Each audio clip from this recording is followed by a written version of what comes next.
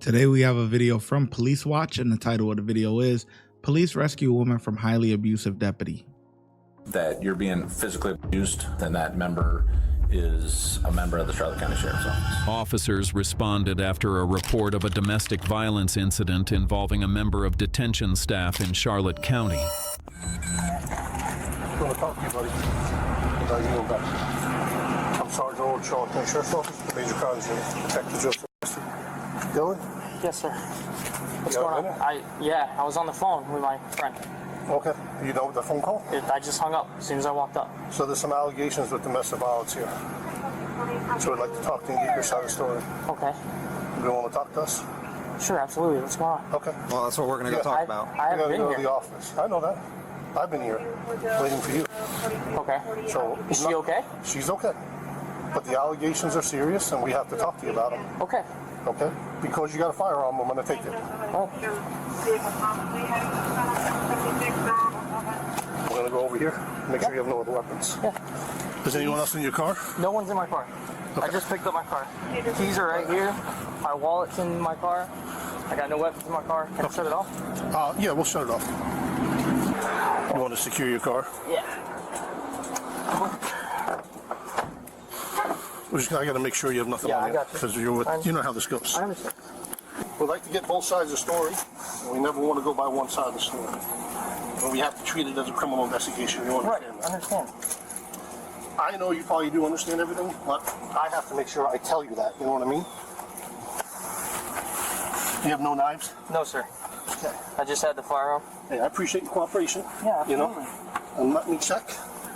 Because we're going to take you in an unmarked car, okay? To keep it discreet. Okay. And we're going to go back to the office. Right. Okay? Cooperation goes a long way with me. Absolutely. So is the truth. I'm a true seeker. Yeah, So absolutely. I believe you just as much. Detective Resty is going to double check you because you're a law enforcement officer, you know? Yep, no, go, you go back to the car. Oh, okay. Yeah. If you're good with that. Yeah, absolutely. Okay. I don't mind. What? We'll talk about it. If we do it out here, it's not professional, man. I mean, I understand that. Yeah. I was in class all day. I don't even understand what's going on. I know where you've been. I know. Right. That's why we're going to give you the opportunity, brother. You know what I mean? Right. We're not here to hurt you. Can I put this in my pocket? Yeah. Yeah. Where are we at? My car's right here. The Toyota? Yeah.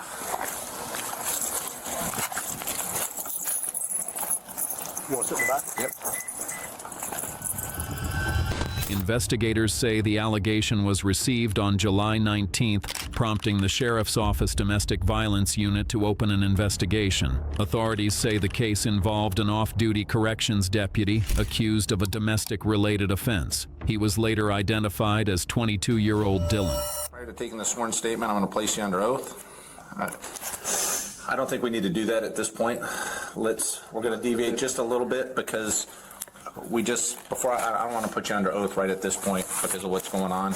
But what we're here for is an allegation that you're being physically abused by a partner of yours that you're currently residing with, and that member is a member of the Charlotte County Sheriff's Office. That's why we're here. Okay, so it's my understanding that a current injury brought some suspicion by other members that were concerned for your safety, and that's why it's now in our hands, and we're here talking to you about it. So we're just doing some fact-finding at the moment. I heard you went to the hospital Monday. Was it Monday? Yes. Okay. Is there anything that you want to talk about on that injury? No. Okay, so you got nothing to say about it whatsoever? Is there anything that you feel the Sheriff's Office should be involved in? No. Is there anything we can do to help you out with anything? I mean, at this point, if without you divulging any information and talking about what we're kind of hearing on the sidelines, is there any help that the Sheriff's Office can help you to get out of that situation? No. Okay. Would there be anyone that you would feel more comfortable to talk to about it, or you're telling me that nothing physical is going on, there's nothing criminal going on by the other person? I just don't feel comfortable talking about it. Okay. You know, our biggest concern is making sure that you're okay. So. And I know you have children involved, and that's a huge concern in this whole thing. Are they home tonight? No. No, they're not? Are they with the father? Is that what they, okay. All right. So there's no issues there, correct? Okay. The situation at home right now, are you safe if you go home? Yes. You don't have any fear of there being any violence or anything like that? Because, you know, we can get you help tonight. You know what I'm saying? No. Okay. Can I ask who you're currently right now that you're residing with? Do I have to answer that, or? I'm not putting you under oath right now. So, I mean, I've heard that he's an employee. I've heard he's an employee in corrections. Right? Dylan, is that who I'm? Still in it. And there's nothing you want to discuss with us in this atmosphere right now? Okay. Do you swear or affirm that the statement you're about to give will be the truth, the whole truth, and nothing but the truth? I do. Okay. All right. So the reason of this incident is dealing with an employee of the sheriff's office who is subordinate to you, Rebecca. Something has been brought to your attention involving her and her current boyfriend, which is Dylan, who is a corrections deputy currently working for the Charlotte County Sheriff's Office, correct? Yes. Okay, so what, in your own words, recently happened that was brought to your attention about those two? All right, before she goes on, right, there is a stigma on law enforcement, right? Whether it's police officers or correction officers. And it's that they beat their wives, right? Or abuse their wives and stuff like that. If it's a guy, or it could be in reverse if it's a girl, you know what I mean? Because they have these roles, you're used to being the authority, right? And, you know, in a relationship, you know, it's pretty much what you say goes, right? When you're in these type of roles, right? When you're a police officer, it's your way or the highway, right? If you're a corrections officer, it's your way or the highway, right? Gonna get you together. You know what I mean? Like, is that type of, you know, environment. And a lot of times, you know, you see people in these roles take that home with them. And, you know, you hear about these stories of, you know, the abuse and things like that significant others face due to people that work these type of jobs. Because obviously in a relationship, it's not your way or the highway. Okay. It's compromise. It's compromise on both ends. You know, it doesn't matter if you're in a more modern relationship and you're doing 50-50, whatever, right? Or if you're in a more traditional relationship, you know, with gender roles and that type of ordeal, right? So it's in both scenarios, people in these type of job fields tend to have that stigma on them, kind of, you know, just like, you know, nurses have a stigma on them, right?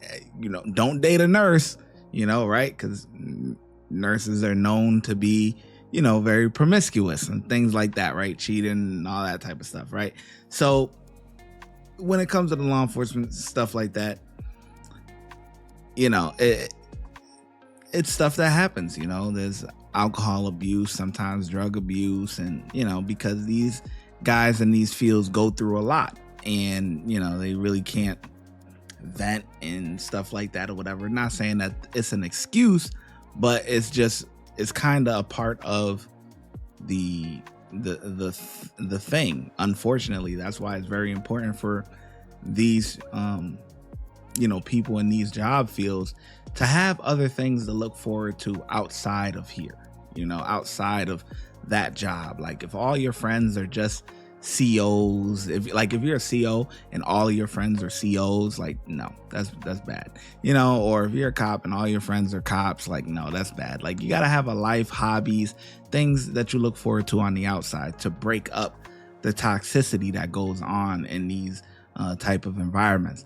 Now, from me just looking, I could tell that lady has been going through it, right?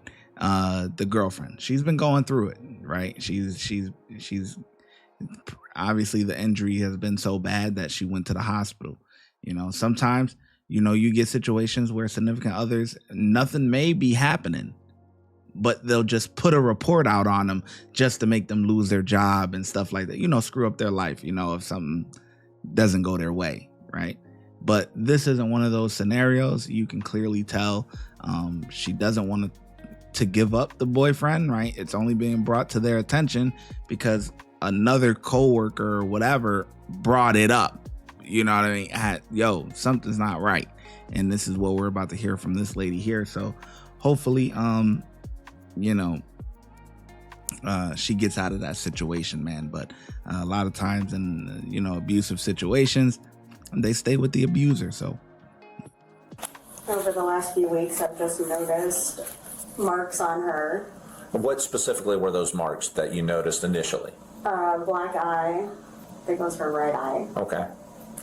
Something about, what was another injury? Her. Well, she mentioned about a busted eardrum. Okay. And then off duty, we had went out and she had some bruises on her arms. Right. And when you saw those off duty, did those bruising look like? Like fingerprints. Like she had been grabbed on the shoulder or something like that? Yes. And at the time that those happened, which had been several weeks, correct? Those a week ago, 2 weeks ago? Within the last 4 weeks. Okay. So within the last several weeks, you noticed those injuries. Did you have any concern, or did she being Rebecca, did she discuss how those happened initially? No. And then tonight being before midnight or after midnight, that a certain... Before midnight. So before midnight, which would actually be 7/18, so the day before. What was brought to your attention at that time? And she was sitting next to me and she had just come in and... And what time does her shift start? 6:30. 6:30. Okay, so she had been there just a short time, basically? Yes. Okay, And had just mentioned about her having car issues. She had to take them to school. Can't really recall how I said it. I think I had said to her maybe about, did he give you a black eye? Right. And she had said, shook her head yes. And then I said, and what about the busted eardrum that you said that you had a few weeks ago? Did he do that too? And she said yes. And then did she say anything else to you during the course of that conversation with her? About what? Anything. I mean, did she at any point, I mean, she admitted to the 3 incidents. Did you ask about the marks on her arm, or no? Once she just talked about the eye, the ear, that was enough for you? Yeah. Okay. And then I had just questioned her on if she had somewhere to go, if she was going to be leaving them, and she said she couldn't leave until their lease was up in December. Gotcha. Police say detectives gathered statements and evidence before determining probable cause for an arrest. Authorities say Dylan was taken into custody the following day and booked into the Charlotte County Jail as the criminal investigation moved forward. And then but she never said anything that you recall about her still being in fear of what he's going to do. To you, her concern is she just doesn't want him to get in trouble and lose his career over these actions. Is that how you're feeling? Not that she is in immediate need of assistance from the sheriff's office? I can't recall what everything said, if she mentioned being in fear of going home at all. Right. But she hasn't said that to you since? No, I don't think she's made that comment, just more of not knowing how he's going to react once this comes up. Gotcha. Okay. Are you ready to go? Yep. Paperwork stuff? Yep. All in there? All right, my man. All the other paperwork he needs is in. All right. All right, we're gonna go out this one. I'm parked in by the back door here, man. Okay. So we're gonna go right out here, bud.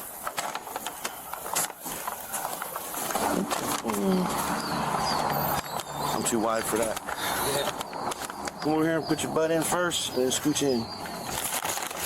You got it? I'll figure it out. All right, man. Yep. All right, thanks, sir. Later, officers arrested Dylan, 22. He was charged with felony domestic battery. Investigators say the allegation triggered both a criminal case and an internal administrative review within the sheriff's office. Authorities say Dylan has been placed on administrative leave without pay while the agency conducts its own examination into the incident. Officials emphasize their commitment to accountability and maintaining public trust, noting that employees are expected to meet professional standards both on and off duty. What's your take on situations like this? Yeah, he's done. They'll do their investigation or whatever, but he's done. He'll be cut loose. It's over with. You know, they can't have that type of stigma on, you know, on their jail and all of that type of stuff. So he'll definitely be cut loose. Just got to go through the system and, you know, go through it or whatever. But yeah, this guy is a, you know, piece of crap. You know, like I said, there's situations where nothing happens at all and a significant other will come and try to put blame on somebody on purpose. But this ain't one of those scenarios. She's been going through it and other people have noticed, and she's got visible marks. And yeah, he's got to lose his job. You know, he's got to lose his job. That's it. Scumbag. That's all I got to say. Scumbag. Okay. Beat on a man. You know what I mean? Like, you boasting up to them inmates like that? Yeah, Big Tyrone, weight 250, solid muscle, 6'5", 275 pounds, solid, rock solid muscle. He boasting up to him like that? I don't think so. So what you gonna do with a 120, 30 pound, you know? Come on, man. Get it together. Man. This is pathetic. Cops did outstanding job. Hopefully he loses his job because he deserves to. The ShyGotEm Correctional Facility is now open, where we specialize in act right and getting them together. If you want to become an officer, check out the YouTube membership. If you want to be a sergeant or above, check out the Patreon. Your support helps the channel keep going, and I hope to see you in lineup.